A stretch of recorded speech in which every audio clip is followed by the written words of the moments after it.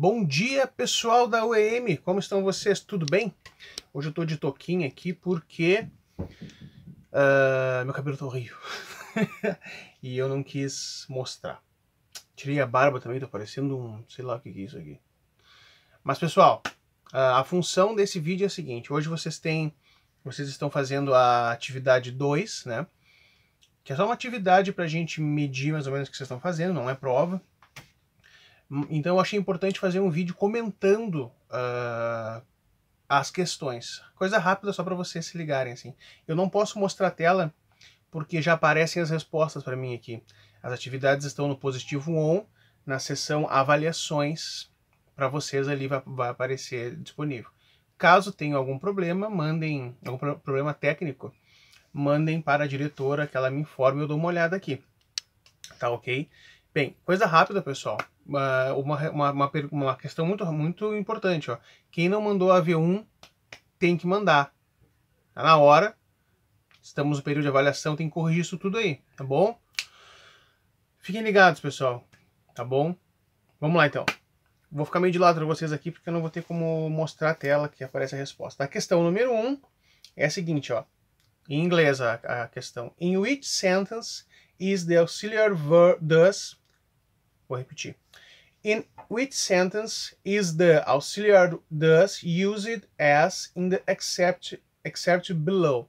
Pessoal, assim, ó, em qual sentença abaixo o verbo auxiliar thus está sendo usado como foi usado no excerto abaixo? Ou seja, tem um textinho em inglês, pequenininho, fácil, para vocês traduzirem usando todas as ferramentas que vocês têm disponíveis. E embaixo temos temos 1, 2, 3, 5 frases com o verbo auxiliar thus, e vocês vão ter que indicar em qual frase o auxiliar thus foi usado da mesma maneira em que ele aparece no excerto. Muito fácil, gente. Muito fácil.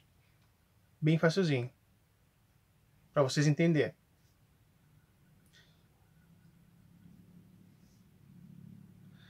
A questão 2. Check the statements that are true about the simple present. Nós vamos ter 1, 2, 3, 4, 5, 6, 7. 1, 2, 3, 4, 5, 6. 7 frases, todas elas com seus verbos conjugados, e eu quero que vocês marquem com verdadeiro ou falso, né? É isso? Não. Marque apenas as frases em que o simple present está correto.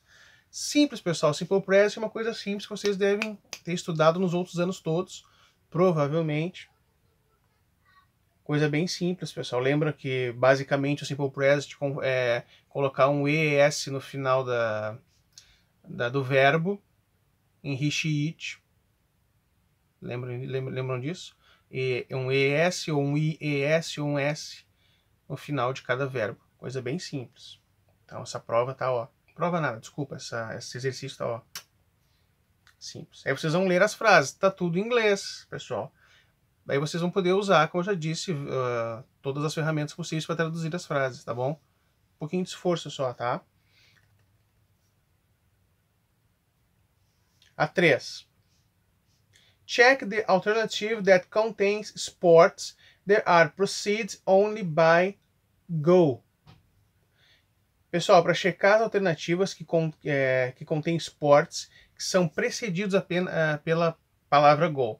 Lembrem que eu dei, na última aula, acredito, essa matéria sobre o go, o do e o ing. Usei o verbo errado, falei lembram que eu dei isso na última aula? Página 6 do livro 2. Chica. Tem que estudar. 4.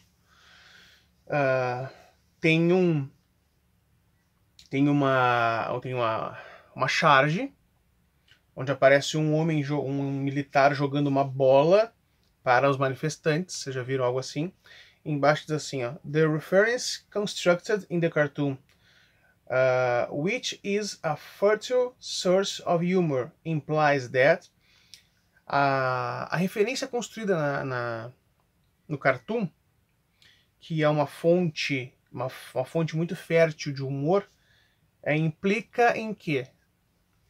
Daí vamos ter 1, 2, 3, 4, 5 frases em inglês explicando o sentido do cartoon. Vocês vão ter que marcar a que está correta. Basicamente, os exercícios de vocês nessa semana serão, desse momento, serão de tradução e contexto. Fácil.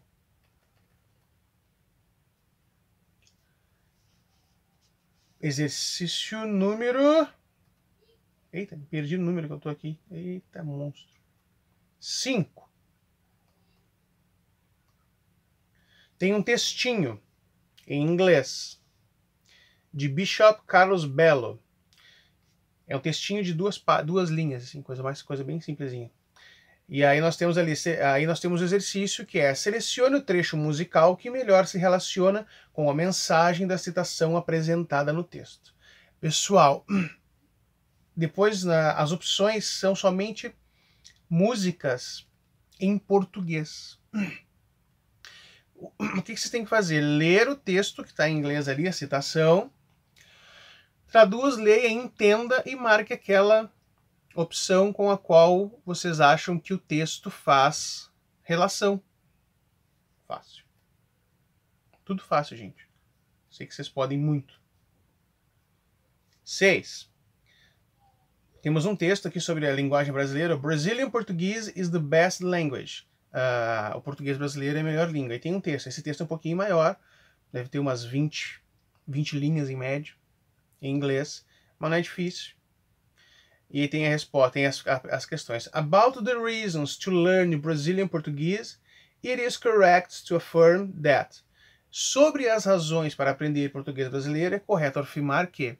Ou seja, vocês vão ler o texto todo e vão responder essa questão. Tem as respostas ali, né? Só marcar a resposta certa. Gente, chiquita. Por favor. 7. Working Students. Tem um texto sobre estudantes que trabalham. Que é uma situação difícil, né, gente? Trabalhar e estudar. E tem a questão. According to the test, Brazilian students... De acordo com o texto, os estudantes brasileiros, aí tem 5 opções, vocês vão marcar aquela que tem a ver com o texto. Vai dar tudo certo. Estou positivo sobre essa avaliação com vocês. Depois nós temos a 8.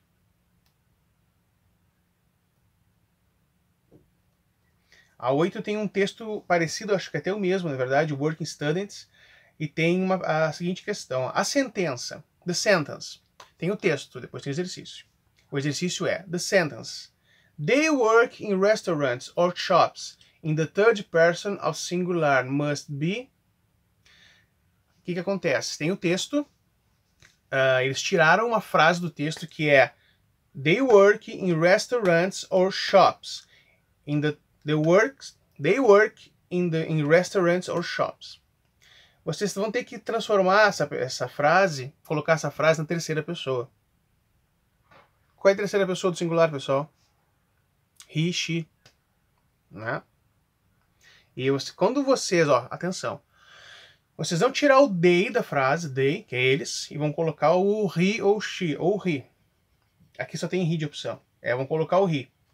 Quando vocês colocam o he, tem que converter no simple present, singular, que é, como eu falei antes, no simple present a gente coloca um S no verbo. Chiquita. Você deve estar se perguntando por que o professor ajuda tanto. Pessoal, em inglês, eu já falei para vocês e vou continuar falando. Em inglês, aprender uma língua não é uma questão de... Se tem algum pai de vocês que tem dúvida sobre o aprendizado de inglês e acham que o professor de inglês dá muita chance, ajuda muito, coloca ele para ver isso que eu vou falar agora, tá? Escuta só. A aprendizagem de uma língua não está relacionada a uma questão de certo ou errado. O aluno precisa memorizar tudo que está aprendendo, ouvir bem, pronunciar bem e se relacionar bem com a língua, ler bastante sobre a língua. A partir desse ponto, o aluno vai inferindo, vai relacionando contextos e criando frases cada vez mais complexas e comunicação cada vez mais eficiente. Por isso que eu, professor Rodrigo, acredito que não adianta eu ficar cobrando vocês acerta, erra, acerta, erra, acerta, erra. Preciso que vocês se relacionem com a língua. Esse exercício que eu estou dando para vocês de avaliação trabalha com essa questão de relacionamento com a língua, tá? Vocês têm até a meia-noite de hoje para fazer, tá bom? Então, vamos trabalhar. Exercício 9. Novamente o texto, Working Students, vamos trabalhar bastante com ele. E a questão, it can be deduced from the test that. Pode ser deduzido do texto que. Aí vocês vão ter 5 opções de resposta e vão marcar que vocês acham mais certo.